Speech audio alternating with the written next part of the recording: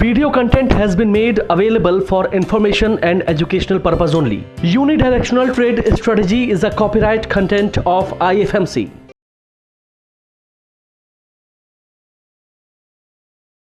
Very good morning everyone. 9:36 4 दिसंबर 2025 और हम ready हैं आज के इंट्राडे ट्रेडिंग सेशन के लिए। उम्मीद करता हूं अभी तक के जितने भी 24-25 सेशंस हुए हैं वो सब आप लोगों को बढ़िया लगे हैं। और मेरी रिक्वेस्ट होगी कुछ लोग जो बाद में या बीच के एपिसोड्स देख रहे हैं वो एक बार शुरू से देख लेंगे तो कई सारी चीज़ें हैं जो हमने शुरू में एक्सप्लेन करी हैं जो शायद एकदम बीच में अगर आप स्टार्ट करोगे तो आपको ना समझ में आए।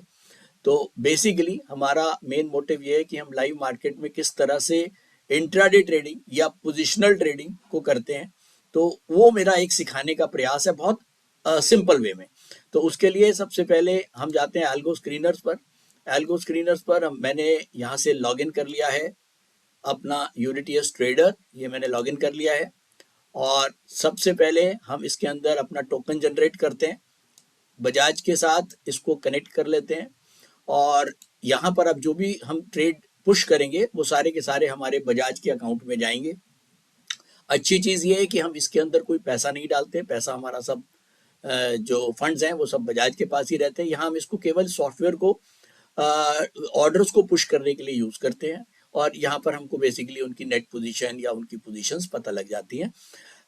यहाँ पर आपको कोई पैसा नहीं डालना है, इसीलिए एक बहुत सेफ्टी का वो ये लगता है कि यार ठीक है कुछ वैसा ना हो, तो क्योंकि आजकल बहुत सारे फ्रॉड्स भी चल रहे हैं। तो दूसरा ये जो प्लेटफॉर्म है ये बजाज से अप्रूव्ड है, बजाज कंप्लायंस सारा बजाज का ही है, तो इसमें मेरे हिसाब से कोई प्रॉब्लम है नहीं और हम इतने दिनों से इसमें ट्रेड भी कर रहे हैं और फर्स्ट क्लास चल रहा है, कोई प्रॉब्लम नहीं है।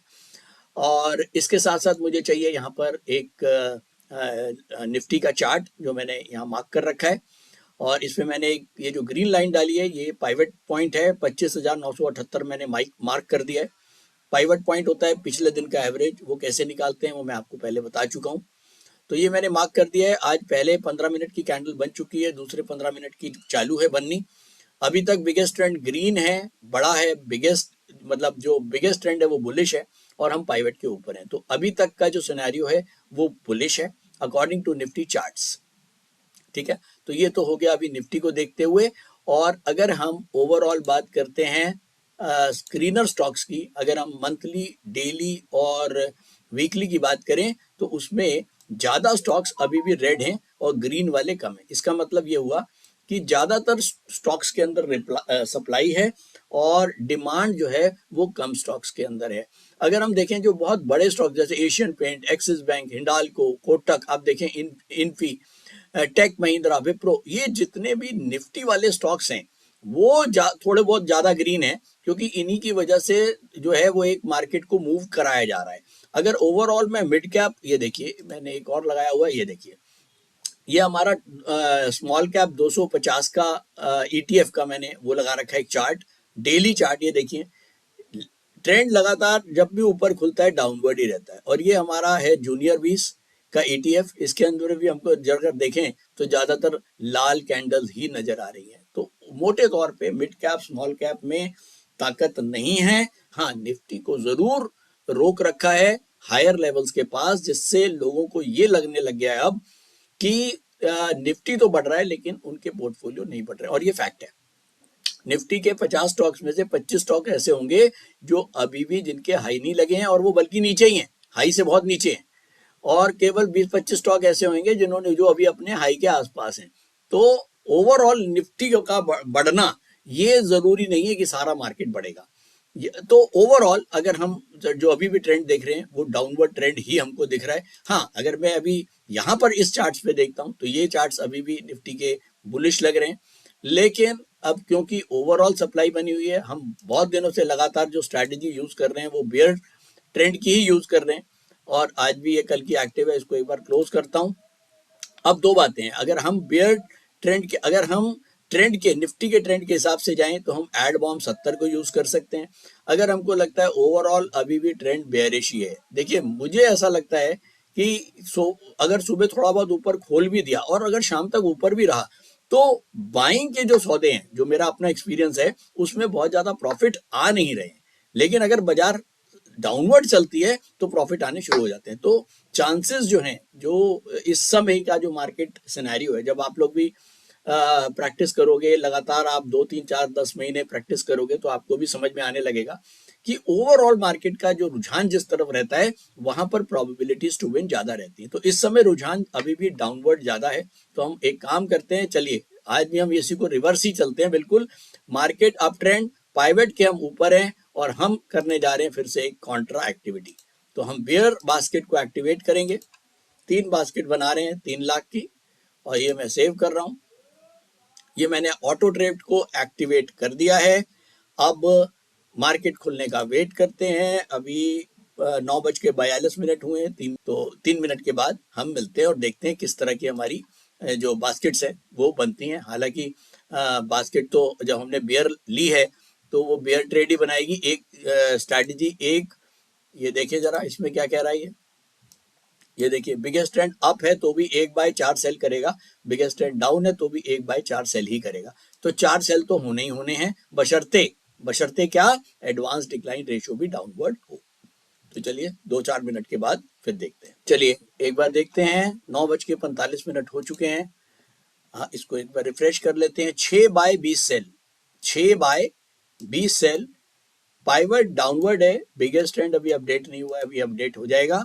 जैसे ही बिगेस्ट ट्रेंड अपडेट होएगा हमारी बास्केट्स मार्केट में चली जाएंगी। तो एक बार और रिफ्रेश कर लेते हैं। 6/20 सेल, तो ये तो क्लियर हो गया कि हमारी जो बास्केट है वो टोटल 12 सेल के स्टॉक्स जाएंगे। तो 12 के सेल के स्टॉक्स ये अपडेट हो गया। बिगेस्ट ट्रेंड अपडेट अपवर्ड है और पाइवट भी अप है, बिगेस्ट ट्रेंड भी अपवर्ड है। बास्केट पे चलते हैं। ये हमारी बास्केट्स क्रिएट हो गई हैं। ये देखिए 1 से लेके और ये 12 स्टॉक्स हमारे बिक गए हैं। होपफुली सारे बिक गए हैं मुझे लग रहा है। ये निविका स्किपर, अभी देख लेते हैं, शायद ये इंट्राडे ट्रेडिंग में नहीं होगा क्योंकि यहाँ पर स्क्वायर ऑफ का बटन नहीं आ रहा। तो क्या क्या है, skipper, Godrej industry, Suven, Tata chemical, Jindal steel, Taj GVK, Gujarat alkali, graphite, Purva, orient electric, IOB और टीटीएमएल। तो ये कुछ स्टॉक्स हैं जो अभी सेल की बास्केट बनी है। तो चलिए एक काम करते हैं, लास्ट में हमारा गोदरेज, स्किपर और लास्ट में आया टीटीएमएल। एक स्टॉक और बेच देते हैं ताकि 12 हो जाए पूरे। तो स्किपर हमने नहीं बेचा, ये रिजेक्ट किया। कोल्टे पाटिल मेरे ख्याल में 1 2 3 4 5 6 7 8 9 10 11। तो इसमें हमारा कोल्टे पाटिल नहीं है, एक कोल्टे पाटिल को ऐड कर दे। तो अब हमारे पास अगर मैं बास्केट में जाता हूँ, एक हमने मैनुअल कर दिया। जहां हम मैनुअल करते हैं वहां ये लिखा हुआ आता है मैनुअल 1 कि हमने मैनुअल का ये पहला सौदा बेचा है। जहां ये ग्रुप 1A लिखा है, इसका मतलब ये ऑटो ट्रेड में जो ग्रुप 1A, मतलब पहली बार जब भी ट्रेंड होता है, चेंज होता है, तो वो ग्रुप 1A होगा। अब दोबारा ट्रेंड चेंज होगा तो ग्रुप 2, तीसरी बार चेंज होगा तो ग्रुप 3। तो पहले ट्रेंड पे पहली बास्केट जो हमारी बनी है वो ग्रुप 1A की बन चुकी है। इसका मतलब ये ऑटो ट्रेड ने बनाई है और जो मैनुअल ट्रेड हमने करा है वो हमने अपने आप किया है। तो ऑटो, ये कोल्टे पाटिल आ गया। यहाँ पर कंप्लीट सारी इंफॉर्मेशन आती है कि हमने ये 67 शेयर बेच दिए हैं। एवरेज एंट्री ये है, टारगेट हमने ये लगाए हैं 16 16 16 और 19 शेयर के, 67 बेचे हैं। स्क्वायर ऑफ बटन, बीच में स्क्वायर ऑफ करना है तो यहाँ से स्क्वायर ऑफ कर सकते हैं। एंट्री 9:47 पे ऑर्डर चला गया है और आगे खींचेंगे तो ये ऑर्डर नंबर आ गया, टाइम आ गया और ये कंप्लीट स्टेटस आ गया। तो चलिए बजाज पे चलते हैं। ये कोल्टे पाटिल आ गया है। तो टोटल 12 स्टॉक्स बेच दिए हैं। 60 रुपए का M2M प्रॉफिट आ रहा है अभी। तो वेट करते हैं और देखते हैं आगे क्या होगा। एक बार फाइनली जल्दी से इसको देख लेते हैं। ओवरऑल बिगेस्ट ट्रेंड बुलिश है, पाइवट के हम ऊपर हैं, निफ्टी का ट्रेंड अभी पॉजिटिव है। चलिए एक काम करते हैं, जब तक ये चल रहा है फटाफट हम अपने फंडामेंटल स्क्रीनर को भी देख लेते हैं। पोजिशनल ट्रेडिंग के लिए जो लोगों का डे ट्रेडिंग में ज़्यादा इंटरेस्ट नहीं है, हमने देखा था कि किस तरह से हमको स्टॉक सिलेक्शन करना है पोजिशनल ट्रेडिंग के लिए या लॉन्ग पोजिशनल ट्रेडिंग के लिए। इसके लिए मैंने 3 चीज़ें बताई थी बहुत इंपॉर्टेंट। जब भी हम किसी स्टॉक को डिलीवरी के लिए लेते हैं तो 3 चीज़ों का ध्यान रखें कि उनके फंडामेंटल पैरामीटर्स बहुत अच्छे होने चाहिए। क्वांटिटेटिव फंडामेंटल पैरामीटर्स के लिए हम इस स्क्रीनर को यूज करते हैं और कैसे यूज करते हैं मैंने पहले भी बताया। और अभी तक हम टायर तरह से कुछ अच्छे स्टॉक्स को ढूंढना कैसे ढूंढते हैं वो बताया था।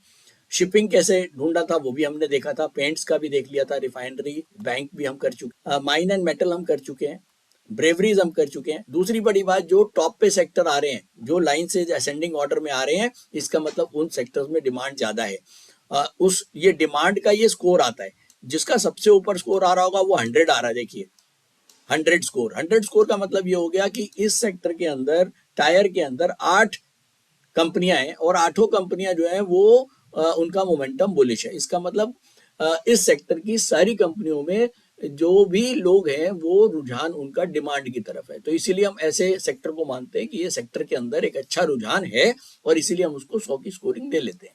ठीक है, तो ये बहुत क्वांट्स बेस है, इसमें कोई ऐसा ज्यादा दिमाग नहीं है। बस ये है कि हमको एक फटाफट कंपैरिजन करने को मिल जाता है कि यार टायर का सेक्टर में अगर 100 की स्कोरिंग है और मैं लास्ट में चलता हूँ बिल्कुल ही, ये कौन सा है, मान लीजिए रेलवेज के अंदर 0 का स्कोरिंग है, तो मैं मान के चलूंगा यार रेलवे में अभी लोगों का इंटरेस्ट नहीं है, लेकिन इसके कंपैरेटिवली जो ये स्टॉक है टायर्स, इसमें लोगों का इंटरेस्ट ज्यादा है। तो इसीलिए अगर हम पोजिशनल ट्रेडिंग करते हैं तो हमें ये जरूर ध्यान में रखना है कि हॉट सेक्टर हमें पकड़ना है, ताकि वो उन जो हॉट सेक्टर के शेयर होंगे वो जल्दी चलेंगे। तो हम टायर देख चुके हैं। इसे अच्छा, इसमें हमने ETF भी डाला हुआ है, आप चाहें तो ETF भी कर सकते हैं। Shipping, paints, mine and metal कर चुके हैं हम, ब्रेवरीज कर चुके हैं, रिन्यूएबल, ऑटो भी कर चुके हैं, ऑटो एंसिलरी कर चुके हैं, ई कॉमर्स कर चुके हैं, फाइनेंस एंड इन्वेस्टमेंट भी कर चुके हैं। केबल्स, मेरे ख्याल में केबल्स हमने शायद नहीं किया। एक बार पोर्टफोलियो पे चल के देखते हैं। पोर्टफोलियो पे हमने, अगर मैं केबल्स, नहीं केबल हमने कोई भी नहीं किया। तो चलिए आज केबल्स के देखते हैं, क्या कोई ऐसे स्टॉक हैं केबल्स में जो जिनके फंडामेंटल्स अच्छे हैं। तो चलिए व्यू डिटेल्स पे चलते हैं, देखें। पॉली कैप का 74 का स्कोर है और FII इसमें वो बढ़ा रहे हैं अपना, और मोमेंटम भी अपवर्ड है, तो कोई बुराई नहीं है इसको ऐड करने में। लेकिन 7200 रुपए का शेयर है, इतना महंगा शेयर लेने का अपने को अभी जमता नहीं है, तो वेट करते हैं। उसके बाद KI इंडस्ट्री को छोड़ देते हैं। मिड कैप में फिनोलेक्स का अच्छा स्कोर है, RR काबल का भी अच्छा स्कोर है, लेकिन FII माइनस में है इसमें, और मोमेंटम भी कोई बहुत सॉलिड मोमेंटम नहीं है।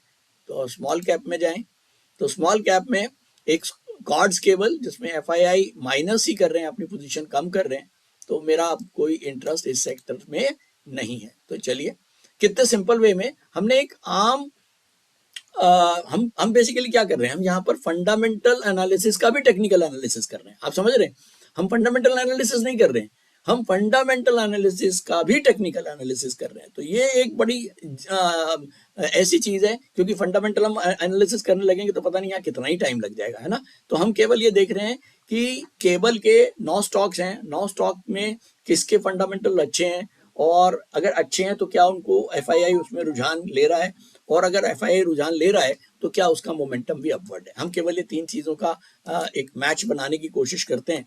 और अब हम आते हैं कास्टिंग पे। कास्टिंग भी एक छोटा सेक्टर है, चलिए जरा देखें इस पे क्या है। कास्टिंग में FII का कोई इंटरेस्ट नहीं है, मोमेंटम अपवर्ड है, और 2 ही स्टॉक हैं, इसको छोड़ते हैं। मिड कैप में एक स्टॉक है। स्मॉल कैप में एक स्टॉक है एलिकॉन, जिसमें 187 का स्कोर है और FII थोड़ा पॉजिटिव है। तो चलिए एलिकॉन को हम कर सकते हैं, ये लीजिए 2000 का, हम इसको ऐड करते हैं। 878 रुपए के आसपास का भाव है, 2 ही शेयर मिलेंगे। तो चलिए हमने कम से कम आज का श्री गणेश कर दिया कास्टिंग के साथ। बहुत ज्यादा दिमाग मैंने नहीं लगाया, क्योंकि मैं अभी बहुत छोटा पैसा लगा रहा हूँ। जब एक बार मेरा पोर्टफोलियो बन जाएगा, और उसके बाद ऐसा नहीं है कि हम अब कोई नीचे वाला सेक्टर है वो कभी ऊपर नहीं आएगा, वो भी ऊपर आएगा। तो हम जब पोजीशन को और बढ़ाएंगे तब हम उसको ज्यादा ध्यान से देखने की कोशिश कर सकते हैं। उसके बाद आता है IT। एक बड़ा सेक्टर है, चलिए जरा IT में भी देखें। IT में बहुत सारे अच्छे फंडामेंटल स्टॉक हैं, लेकिन अगर हम देखें कि FII का इसमें कोई इंटरेस्ट नहीं है, तो अभी हम वेट कर सकते हैं इसके अंदर। मिड कैप में जाते हैं। मिड कैप में E-क्लार्क्स है, जिसका अच्छा स्कोर है, FII भी इंटरेस्टेड है इसमें, और मोमेंटम भी ठीक ठाक है। तो एक ही स्टॉक अपने को जमता है। 5,000 रुपए का स्टॉक है, बहुत महंगा स्टॉक है भैया, एक ही ले लेते हैं। 5,000 का मेरे ख्याल में एक ही स्टॉक आएगा। चलिए हम इसको बेसिकली हम अभी केवल अच्छे स्टॉक्स को ढूंढने की 5,000 रुपए एक टोकन मनी मैंने डाल दिया ताकि अब मुझे याद रहेगा कि यार इक्लर्क्स एक अच्छा स्टॉक चार्ट्स पे कभी हमको दिखा था। तो अब जब दोबारा ये आएगा और कभी पोजीशन बढ़ानी होगी तब ज्यादा सोचेंगे। तो इसको भी छोड़ते हैं आगे। और स्मॉल कैप में एक्सप्लियो सॉल्यूशन अच्छा स्कोर है और FII पॉजिटिव है और मोमेंटम भी अपवर्ड है। तो चलिए ऐड करते हैं एक बार, 2,500 के ऐड कर लेते हैं। 1,065 का भाव है, 2 ही शेयर आएंगे। इन्फोबीन्स, इसमें भी पॉजिटिव है सब कुछ, FII का मोमेंटम अपवर्ड, 600 रुपए का शेयर है, 2,500 के ले लेते हैं, कोई दिक्कत नहीं है। उसके बाद सिग्निटी पॉजिटिव है, अप है, तो इसको भी हम 2,500 का एक ही शेयर आएगा, 1,900 रुपए का भाव है, इसको भी हम ले। तो मेरे ख्याल में 3 शेयर बहुत हो गए IT सेक्टर से भी। तो अब हमने IT सेक्टर भी कवर कर दिया। तो बेसिकली समझ में आया आपको कि हमको किस तरह से। अच्छा, दूसरी बात, ये जो मैं यहाँ पर स्टॉक्स दिखा रहा हूँ, पता नहीं ये वीडियो आप लोग कब देखते हैं। ये केवल जो मैं स्टॉक्स छांट रहा हूँ, ये केवल तरीका बता रहा हूँ कि किस तरह से छांटने चाहिए। ये स्टॉक को रिकमेंडेशन ना समझ लीजिएगा कि भैया अभी आप वीडियो 6 महीने के बाद देख रहे हो, उस समय पता लगा इस पर्टिकुलर स्टॉक की रैंकिंग कम हो गई, तब तो आपको उस समय का अपना फंडामेंटल्स वैल्यूज देखनी है जिस समय आप इन्वेस्टिंग या आप कुछ भी करने लगे हो या उस स्टॉक के ऊपर कोई एक्शन लेने लगे हो, आप उस समय के वो देखें। तो ये केवल मैं सिखाने के उद्देश्य से कर रहा हूँ। इन स्टॉक्स को जो मैंने नाम लिए हुए हैं, इसको बिल्कुल भी ये ना समझें कि मनीष तनेजा ने बता दिया कि भैया ये स्टॉक चलेगा, ना, बिल्कुल भी नहीं है। तो ये समझने के उद्देश्य से करिए कि किस तरह से हमको स्टॉक्स को छांटना चाहिए। ठीक है, वापस चलते हैं। IT हो गया, IT के बाद एक और ले लेते हैं, बाकी फिर कल देखेंगे। फार्मा बड़ा सेक्टर है, अच्छा सेक्टर लगता है मुझे भी। चलिए जरा देखें फार्मा में क्या है। फार्मा में लार्ज कैप में FII का इंटरेस्ट कम है, ये देखिए। तो अपना भी कोई इंटरेस्ट, जब तक FII का इंटरेस्ट नहीं बनेगा, मेरे को पोजिशनल ट्रेडिंग में अपना काम इसमें कुछ नहीं करना है, चाहे वो कोई भी स्टॉक हो। देखिए मैं स्टॉक का नाम भी नहीं देख रहा हूँ, मेरे को केवल इन स्कोरिंग से मतलब है और मुझे केवल FII की एक्टिविटी से मतलब है और मुझे मोमेंटम से मतलब है। अब यहाँ पर तो कोई भी होगा, ऑब्वियसली अगर फंडामेंटल स्कोरिंग अच्छी आ रही है तो वो कोई भी स्टॉक होगा वो ठीक ही होगा।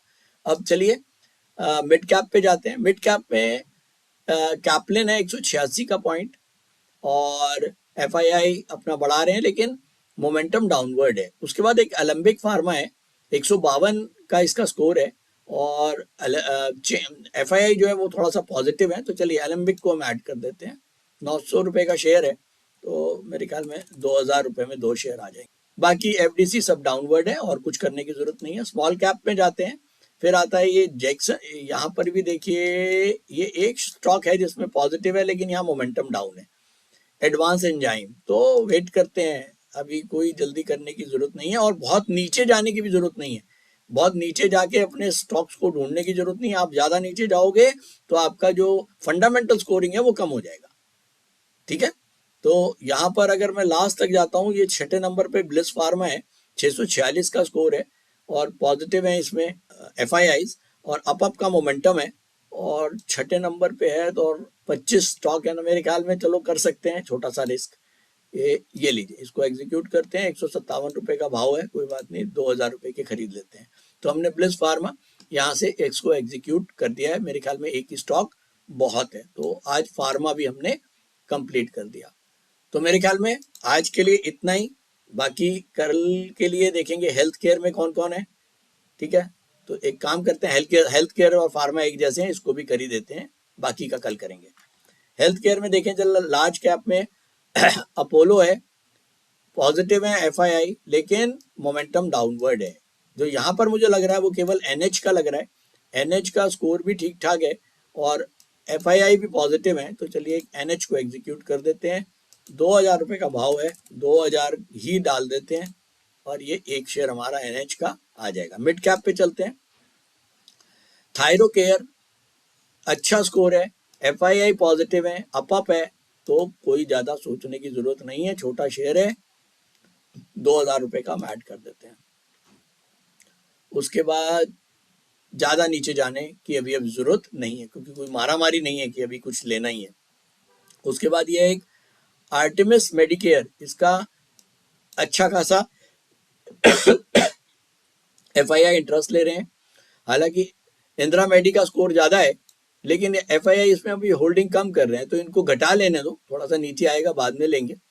तो अभी के लिए आर्टेमिस को हम ऐड कर देते हैं 2000 रुपये का। उसके बाद यथार्थ है, यथार्थ लेकिन डाउनवर्ड है, ऐड कर रहे हैं।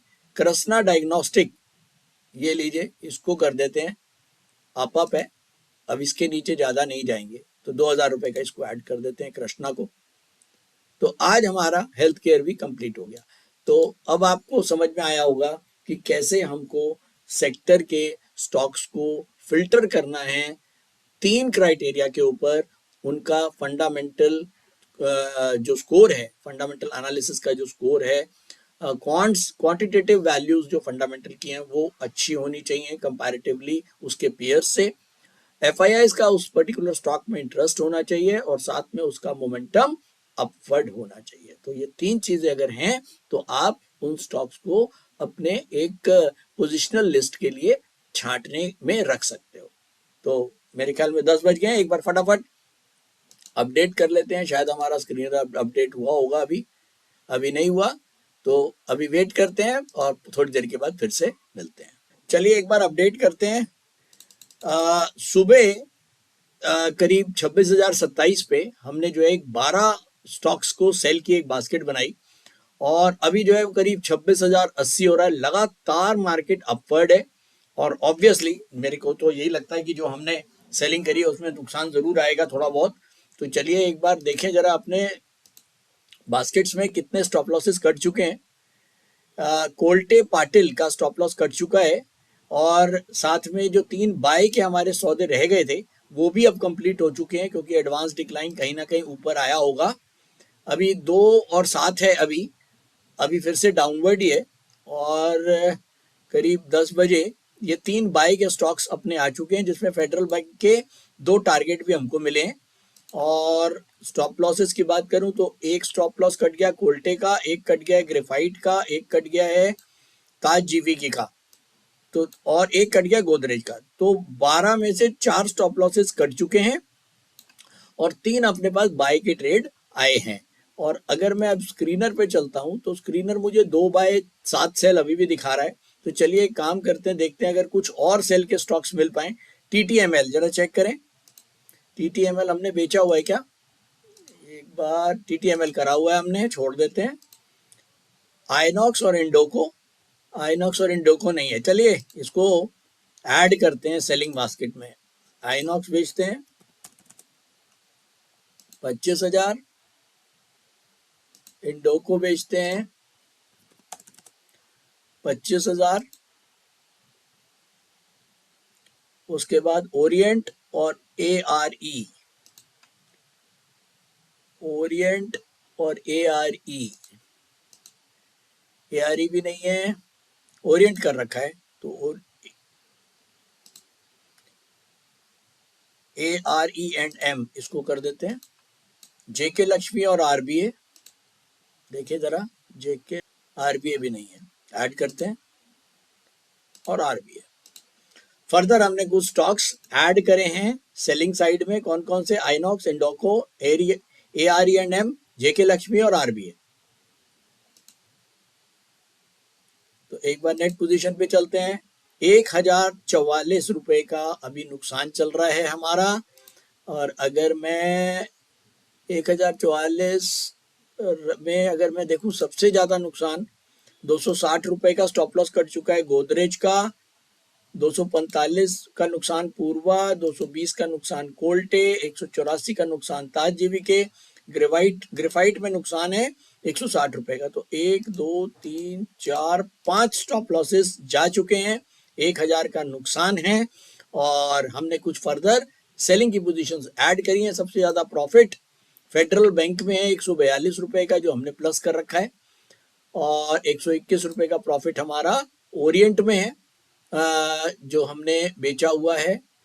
तो चलिए वेट करते हैं, कोई बात नहीं, वेट करते हैं, फिर आगे देखते हैं क्या होगा। तो चलिए एक बार फाइनल अपडेट कर लेते हैं। 3:02 हो चुके हैं और चलिए पहले चलते हैं जरा चार्ट पर। सुबह बिगेस्ट ट्रेंड अपवर्ड हुआ, पूरा दिन मार्केट तेज चला, उसके बाद करीब 11:15 से एक डाउनवर्ड मूव चला और वापस मार्केट जो है अपने बिगेस्ट ट्रेंड को, जो पहले बिगेस्ट ट्रेंड बुलिश था, वो वापस बिगेस्ट ट्रेंड बेयरिश हुआ और उसके बाद वापस यहाँ से एक थोड़ी सी रिकवरी देखने को मिल रही है।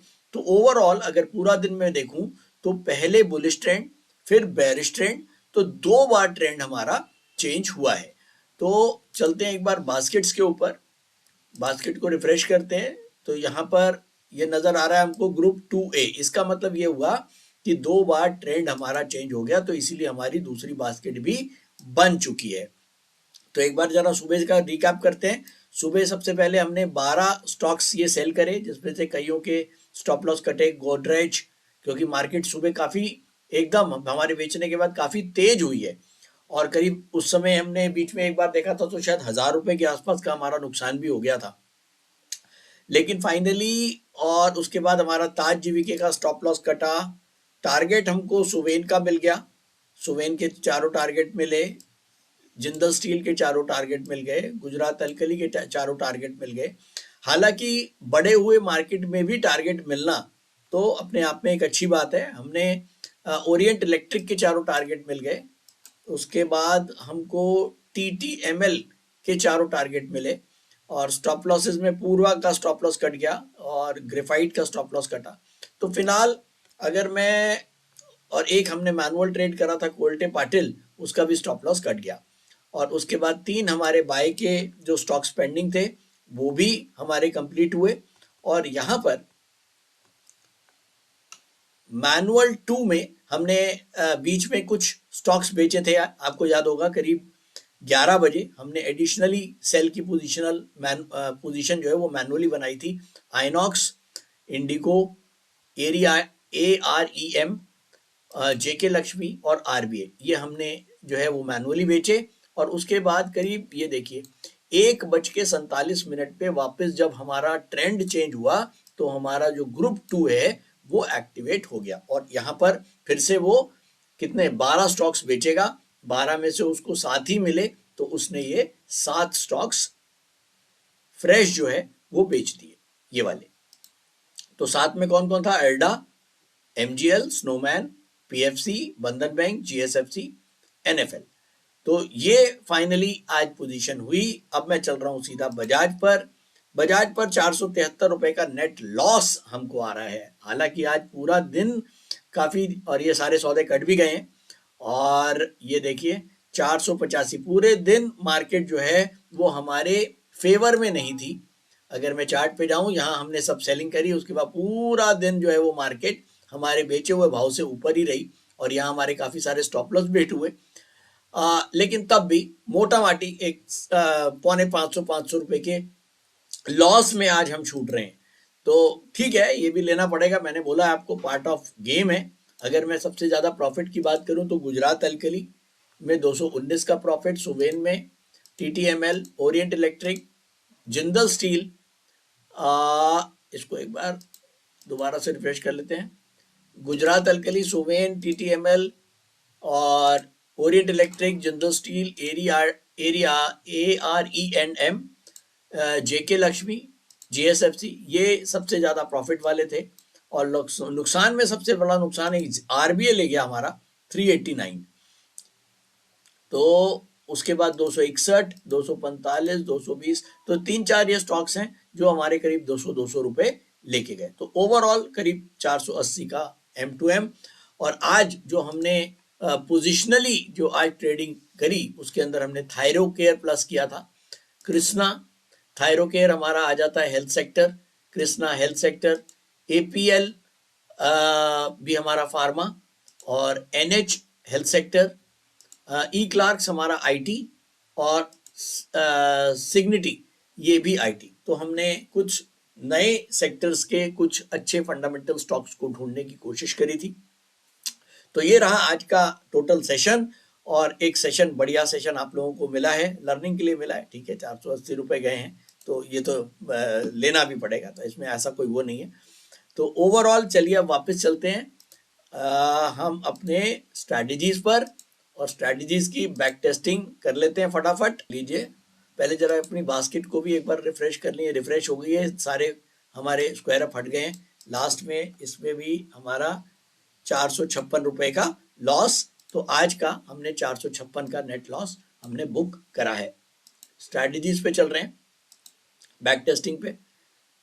पहली बियर 70 एडी, इसमें भी लॉस ही आएगा। जब हमको लॉस आया तो इसको भी आना ही है, क्योंकि यही स्ट्रैटेजी हमने यूज करी है।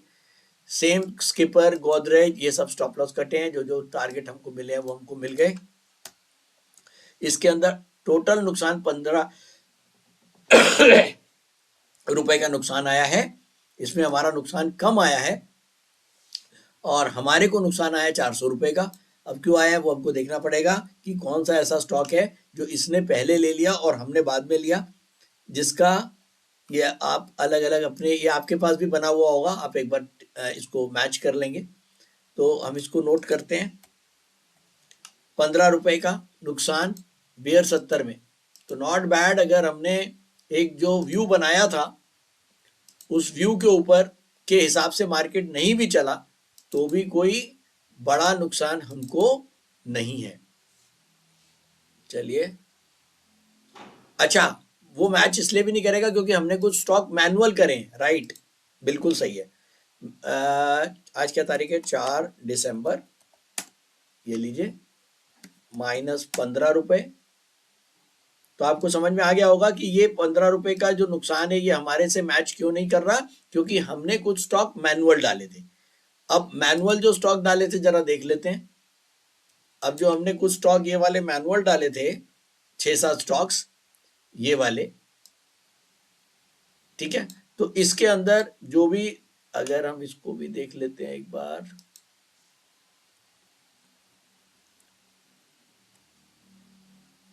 तो ये मैनुअल वाला जो है वो हमारे उसके अंदर नहीं आएगा। और इसके अलावा और क्या फर्क हो सकता है वो आप लोग भी चेक करेंगे एक बार, तो उससे पता लग जाएगा क्या मेजर फर्क आया है। खैर, अगली स्ट्रैटेजी पे चलते हैं। ये है हमारी हेज 45। हेज 45 मींस हम अगर बाय और सेल बिल्कुल बराबर बराबर करते तो अब क्या होता सिचुएशन। ये देखिए, हमने बाय के भी ट्रेड लिए, बाय में भी स्टॉप लॉसेस कटे हैं। तो इसका मतलब मार्केट ज्यादातर अगर जो है वो बियर साइड का ही रहा। टोटल 120 का नुकसान है इसमें, -120। एड बॉम्ब 70, एड बॉम्ब 70 में ये लीजिए 466 रुपए का नुकसान।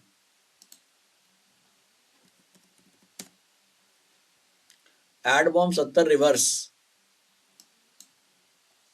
इसमें 72 रुपए का प्रॉफिट है।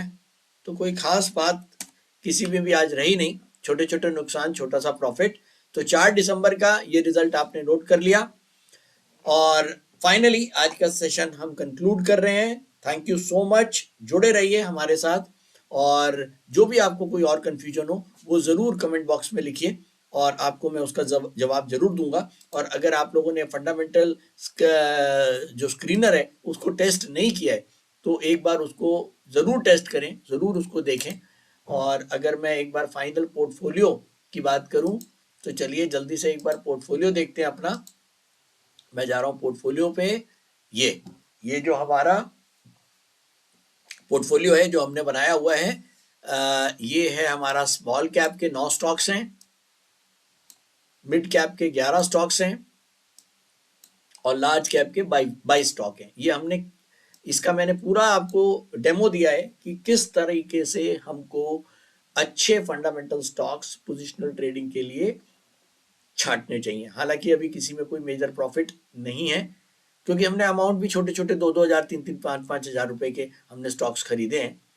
और मेरे ख्याल में सबसे ज्यादा नुकसान बालकिशन में आ रहा है 470 रुपए का, 2311 रुपए में लिए थे, अभी 2405 का भाव है। लेकिन जब हम पोजिशनल और थोड़ा सा लॉन्ग पोजिशनल करते हैं तो मैंने बोला कम से कम 10-12-15% से पहले अपने को बेचना नहीं है। और दिक्कत इसलिए नहीं है क्योंकि हमको ये पता है कि ये जितने भी स्टॉक्स हैं ये सारे फंडामेंटली बहुत अच्छे स्टॉक्स हैं, इनके अच्छा फंडामेंटल वैल्यूज हैं, तो इसीलिए ज़्यादा चिंता नहीं होती है। तो ठीक है, कल मिलते हैं। Thank you so much.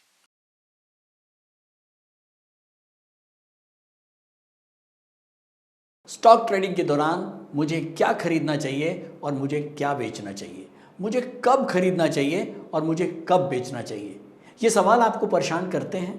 तो चलिए सिंप्लीफाई करते हैं स्टॉक ट्रेडिंग को और निकालना सीखते हैं वो एक्यूरेट पॉइंट्स जहां हमें स्टॉक को बाय या सेल करना है। मेरे यानी मनीष तनेजा के साथ IFMC की यूनिटीएस स्ट्रैटेजीज से। यूनिटीएस यानी यूनिडायरेक्शनल ट्रेड स्ट्रैटेजीज, जो है हर स्टॉक ट्रेडर की पहली पसंद, जो बनाती है स्टॉक ट्रेडिंग को सिंपल, एक्यूरेट और stress free.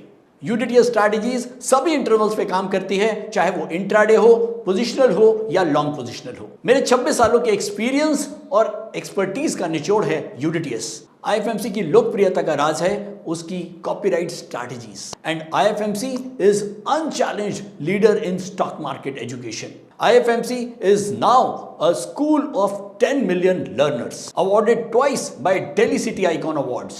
So let's begin UDTS online course by IFMC.